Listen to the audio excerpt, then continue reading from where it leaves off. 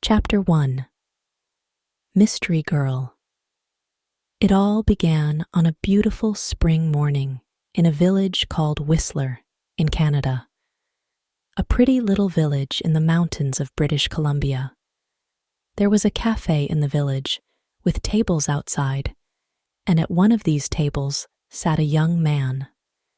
He finished his breakfast, drank his coffee, looked up into the blue sky, and felt the warm sun on his face. Nick Lortz was a happy man. The waiter came up to his table. "More coffee?" he asked. "Yeah." "Great," said Nick. He gave the waiter his coffee cup. The waiter looked at the camera on the table. "On vacation?" he said. "Where are you from?" "San Francisco," Nick said. He laughed. "But I'm not on vacation. I'm working. I'm a travel writer, and I'm doing a book on mountains in North America. I've got some great pictures of your mountain." The two men looked up at Whistler Mountain behind the village. It looked very beautiful in the morning sun. "Do you travel a lot then?" asked the waiter. "All the time," Nick said. "I write books, and I write for travel magazines. I write about everything: different countries, towns, villages, rivers, mountains, and people." The waiter looked over Nick's head. "There's a girl across the street," he said. "Do you know her?" Nick turned his head and looked. "No, I don't." "Well, she knows you, I think," the waiter said. "She's watching you very carefully." He gave Nick a smile. "Have a nice day." He went away, back into the cafe. Nick looked at the girl across the street. She was about 25, and she was very pretty. "She is watching me," Nick thought. Then the girl turned and looked in one of the shop windows. After a second or two, she looked back at Nick again. Nick watched her. "She looks worried," he thought. "What's she doing? Is she waiting for somebody?" Suddenly, the girl smiled. Then she walked across the street, came up to Nick's table, and sat down. She put her bag down on the table. The bag was half open. "Hi, I'm Jan," she said. "Do you remember me? We met at a party in Toronto." "Hi, Jan," said Nick. He smiled. "I'm Nick, but we didn't meet at a party in Toronto. I don't go to parties very often, and never in Toronto." "Oh," the girl said, but she didn't get up or move away. "Have some coffee," said Nick. The story about the party in Toronto wasn't true, but it was a beautiful morning, and she was a pretty girl. Maybe it was a party in Montreal or New York. The girl laughed. "Okay, maybe it was. And yes, I'd love some coffee." When she had her coffee, Nick asked, "What are you doing in Whistler? Or do you live here?" "Oh no," she said.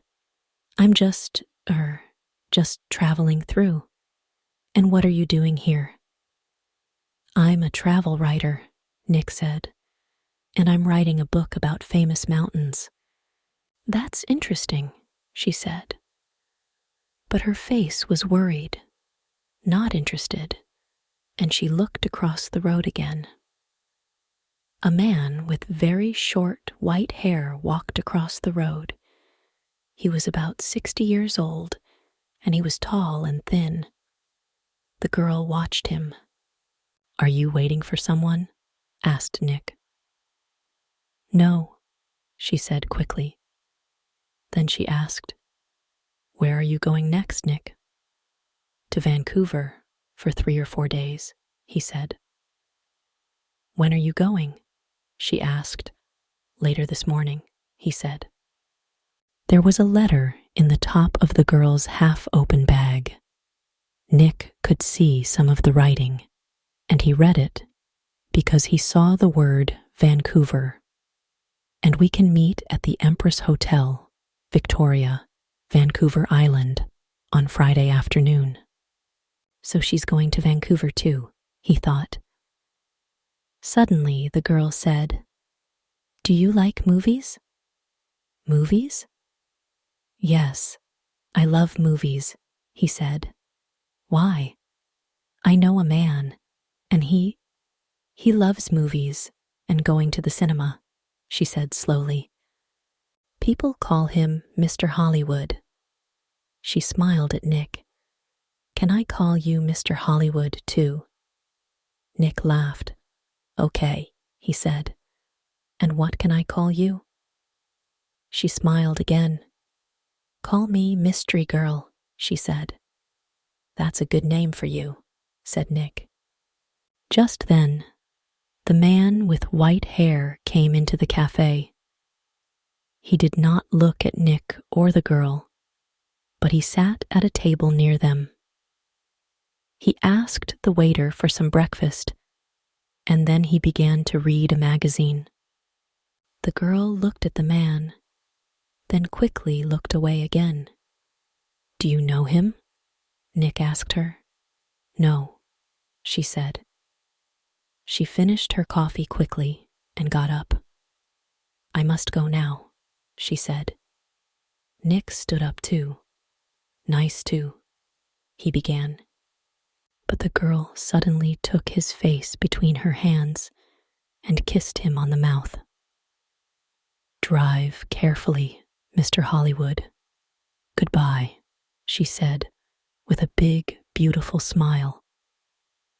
Then she turned and walked quickly away. Nick sat down again and watched her. She walked down the road and into a big hotel. Now what? Thought Nick. Was that all about? The man with white hair watched Nick and waited. After 4 or 5 minutes, Nick finished his coffee, took his books and his camera, and left the cafe. His car was just outside the girls' hotel, and he walked slowly along the street to it. The man with white hair waited a second, then quickly followed Nick. From a window high up in the hotel, the girl looked down into the road. She saw Nick and the man with white hair about 50 yards behind him. Nick got into his car, and the man with white hair walked quickly to a red car across the street. 5 seconds later, Nick drove away in his blue car, and the red car began to follow him. When the girl saw this, she smiled, then went to put some things in her travel bag. Chapter 2. A Hand in the Back. That evening, in his hotel room in Vancouver, Nick could not stop thinking about the girl in the Whistler Cafe. Why did she come and sit with him? She didn't know him, and that story about a party in Toronto wasn't true. And she was worried about something. But what? And that kiss? It was nice, of course, but why did she do it? Maybe she liked my face, Nick thought, or my brown eyes. But I'm not going to see her again, so it doesn't matter. Forget it. He put some money in his pocket and went downstairs to the hotel restaurant. But there were no free tables, so he walked down to Gastown and found a restaurant there. After dinner, he went for a walk. Vancouver was a friendly city, and Nick liked walking through Gastown and Chinatown, looking in the shops and watching the people. It was nearly dark now, and it was a busy time of the evening. There were a lot of cars and a lot of people. After a while, Nick began to walk back to his hotel. He came to a busy street and waited, with a small crowd of people, to go across. A tall woman in a blue dress stood next to him.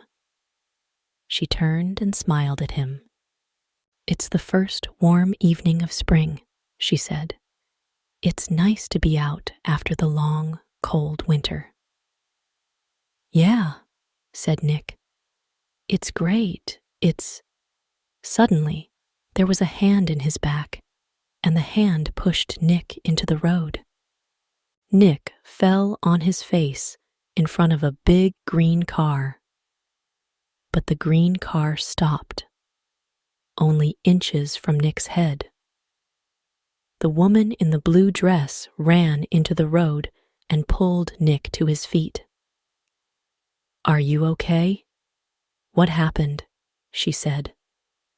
The driver of the green car shouted angrily at Nick, but Nick did not hear him. "Somebody pushed me," he said to the woman. "I didn't fall. Somebody pushed me." "Pushed you?" said the woman. "Who? I didn't see anybody." Nick looked at the faces of the people near him, but he didn't know them. Then he saw a man's back.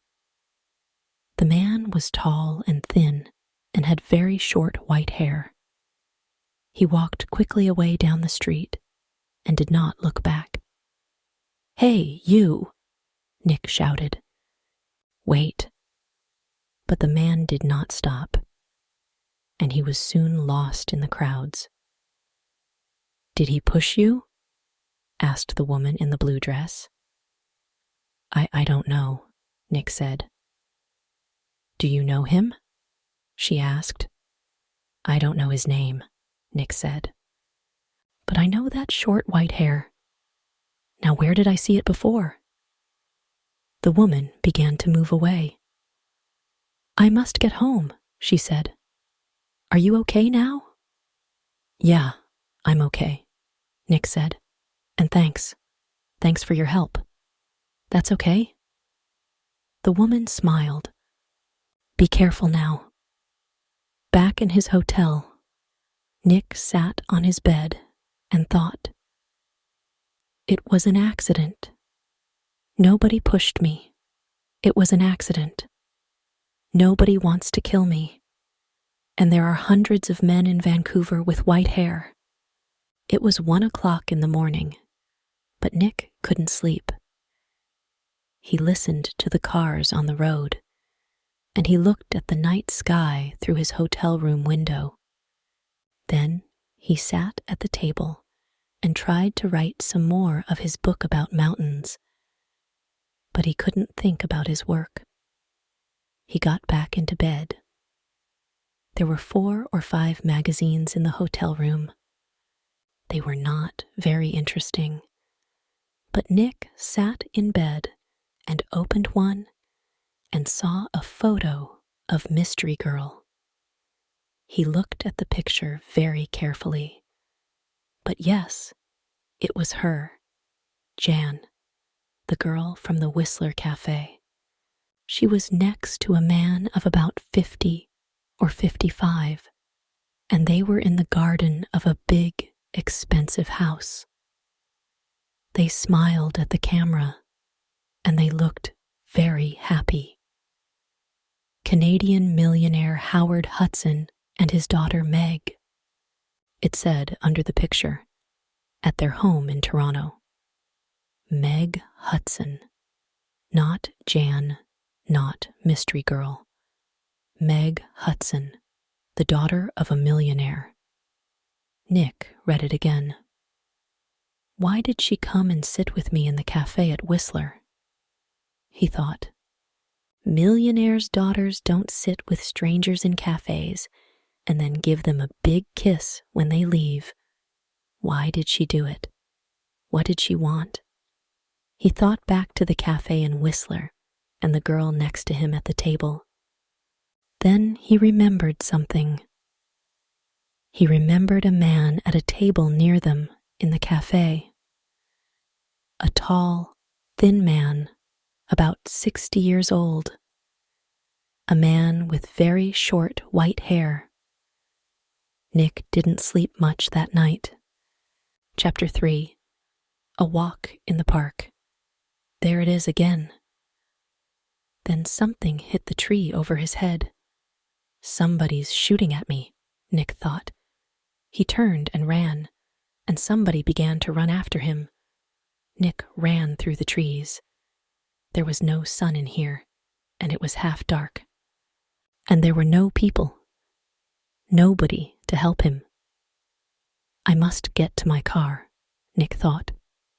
Find some people. The police. He ran on.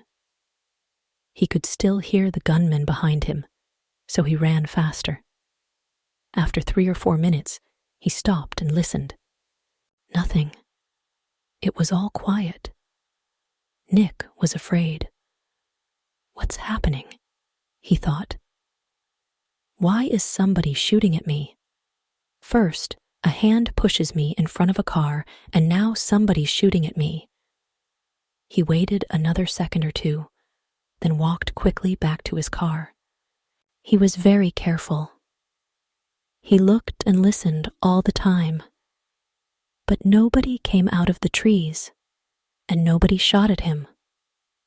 Then he saw people, women with young children, some boys with a football, and 2 men with a dog.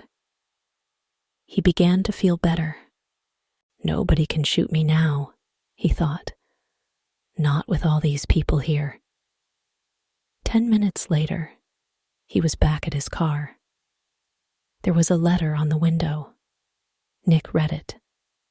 It said, "I'm going to kill you, Mr. Hollywood." Nick drove to the nearest police station. He waited for half an hour. Then a tired young policeman took him into a small room. Nick told his story, and the policeman wrote it all down. "So, what are you going to do?" asked Nick. "Nothing," said the policeman. "Nothing," said Nick. "But somebody shot at me, and Mr. Lortz," the policeman said tiredly. "How many people are there in this town with guns?" "I don't know," said Nick. "But you didn't see the gunman. Was it a man, a boy, or a woman? Color of eyes, long hair, short hair?" "You don't know because you didn't see anybody. Maybe it was an old girlfriend.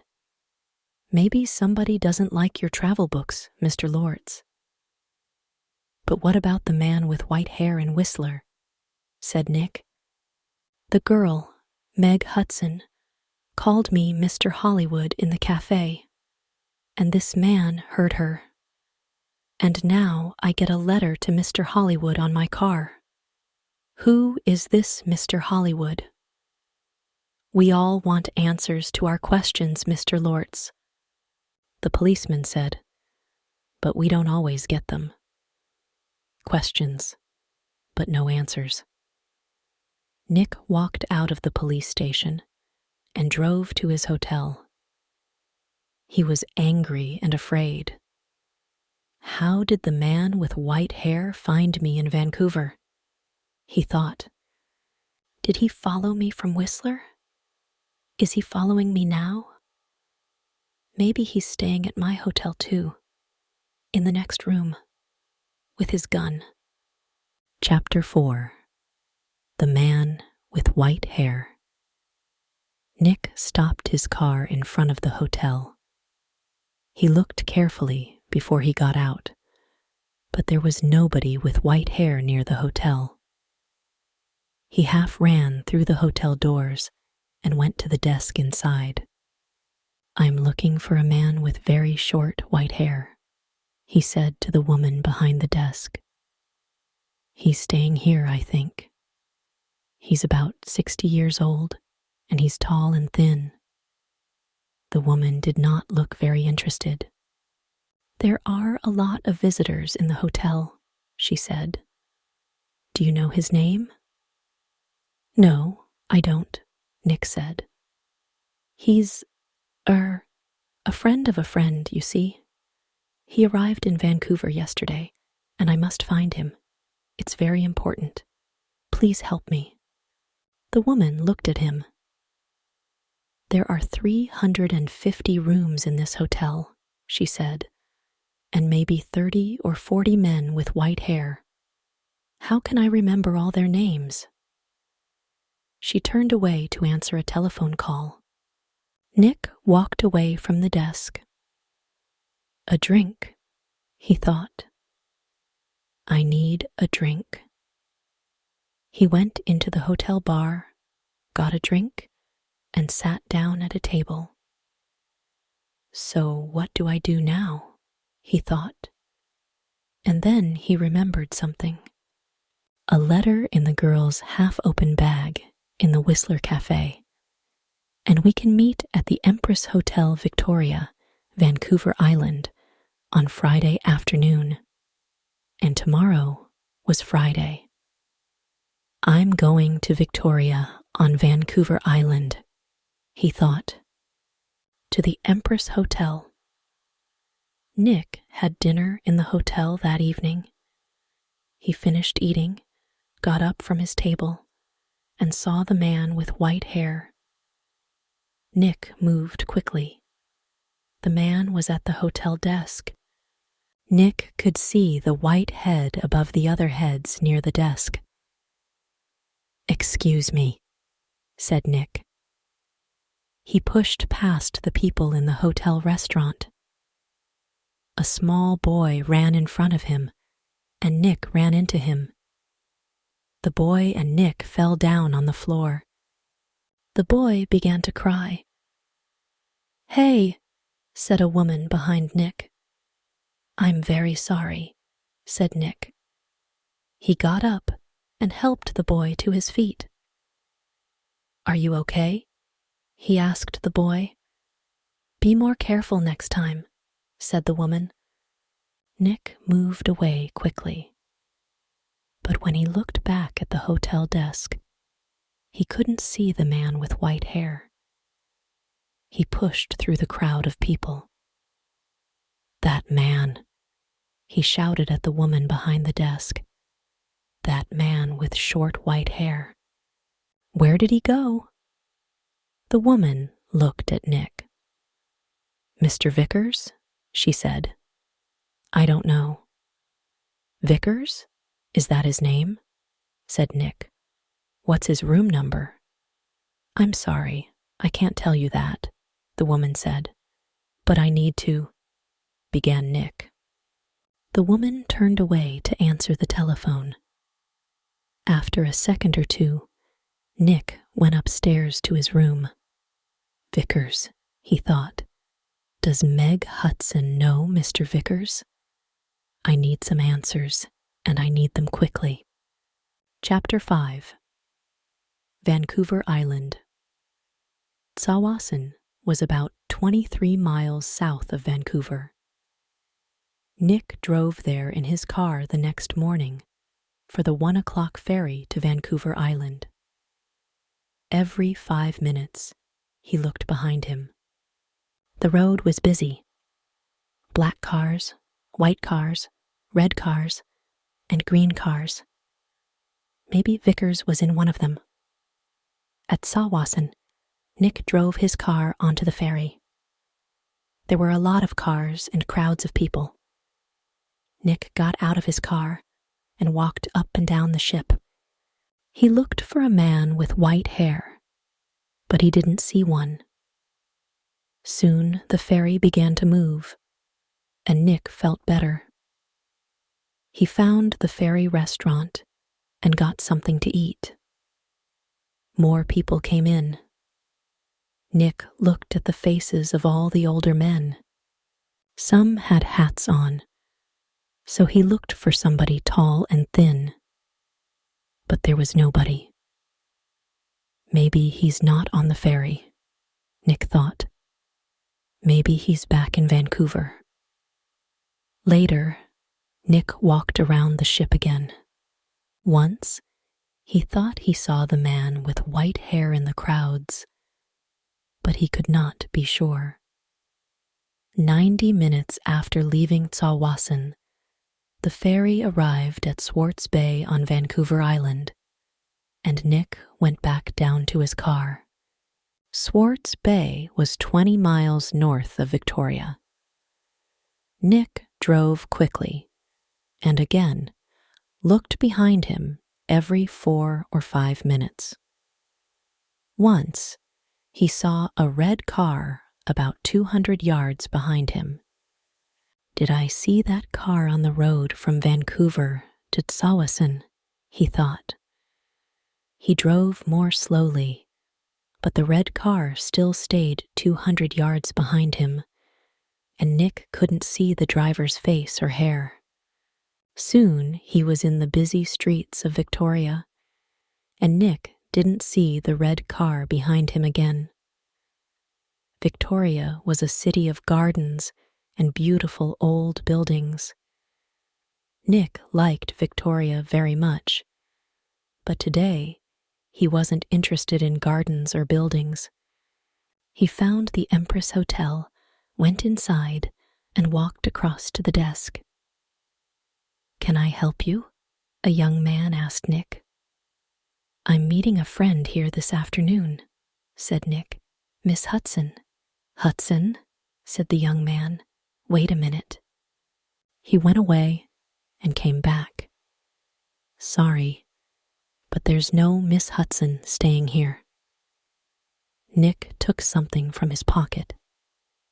It was the photograph of Meg and her father from the magazine. "This is her," he said. The young man looked at the picture. "Oh, right. You mean Howard Hudson's daughter?" he said. "She's not staying here, but I saw her 10 or 15 minutes ago. She was with somebody, a man. He asked me about the tea room."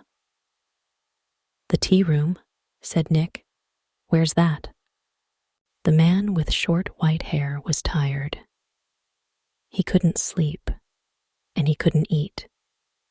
He thought about only one thing all the time. He drove, and he watched, and he waited, and he followed.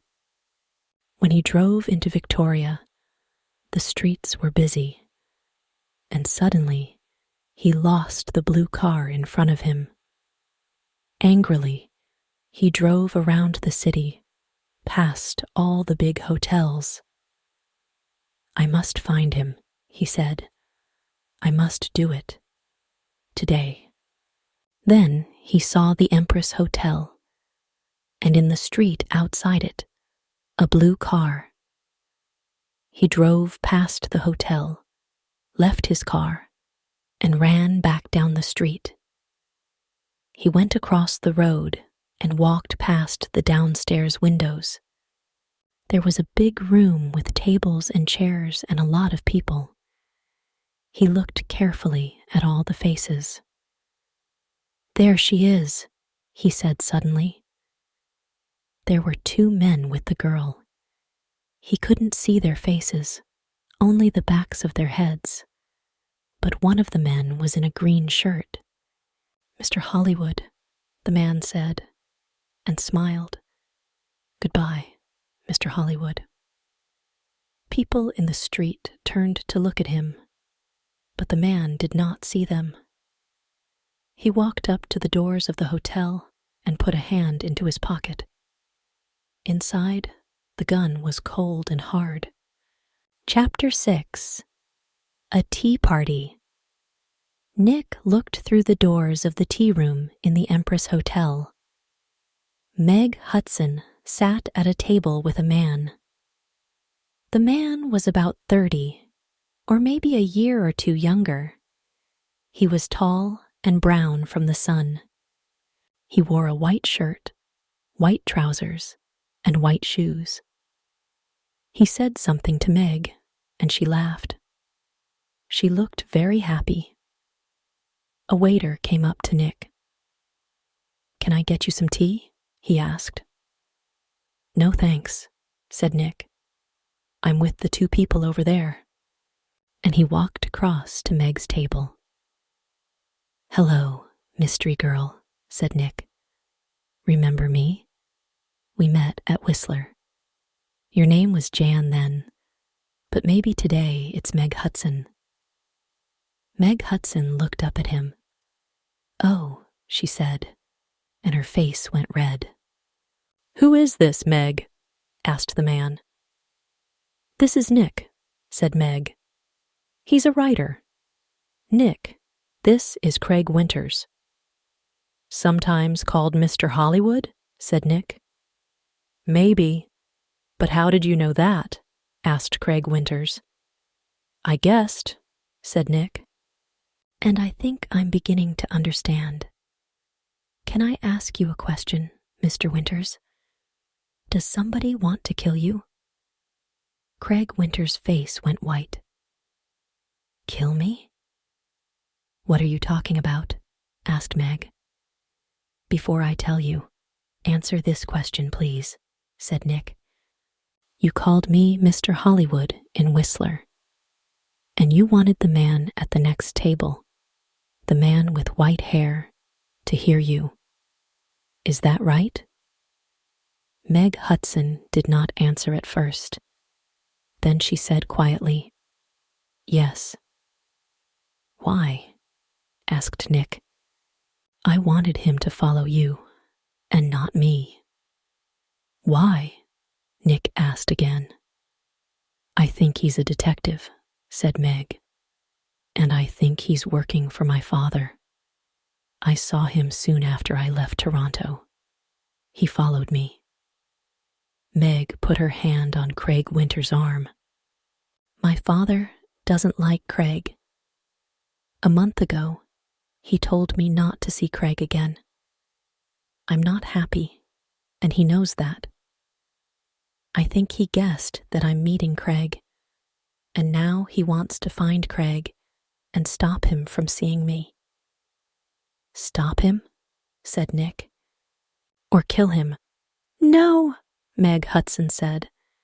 "Daddy doesn't—" "The man with white hair pushed me in front of a car in Vancouver," Nick told her, "and he shot at me in Stanley Park." "What?" said Meg. Tell me about this man with white hair," Winters said suddenly. Nick looked at him. "He's about 60, and he's tall and thin," he said. "Do you know his name?" asked Winters. "Vickers," said Nick. Craig Winters suddenly looked ill. Did he follow you to Victoria? Did he follow you here?" "I don't know," said Nick. He watched Winters. "You're afraid of him. Why? Why does this man Vickers want to kill you, Winters?" Before Craig Winters could answer, Meg's face went white. "Oh no," she said. Look over there, by the door." Nick and Craig Winters turned to look. At the door of the tea room stood the man with white hair. He looked up and down the room, and then he saw them and began to walk across to their table.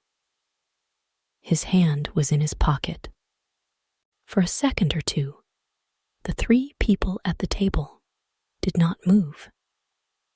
Then Craig Winters jumped to his feet. "That's Mr. Hollywood," he screamed. "That man there." And he pointed at Nick. The man's hand came out of his pocket with a gun. "This is for Anna," he shouted. Nick moved very fast. The tea table went over, and Nick was down on the floor in a second. The shot went over his head, and Meg screamed. At the same time, Craig Winters shouted out and put a hand on his arm. There was blood on his white shirt. Then more people began to scream. and 2 waiters pulled the man with white hair down onto the floor. "Get the police," somebody shouted. Chapter 7. At the police station. It was 7:30 p.m. Nick and Meg were in a room at the police station. The man called Vickers was in a different room with 3 detectives. There was a doctor with him too. Craig Winters was at the hospital. The door opened, and a detective came in with 2 cups of coffee. He put them down on the table and turned to go out again.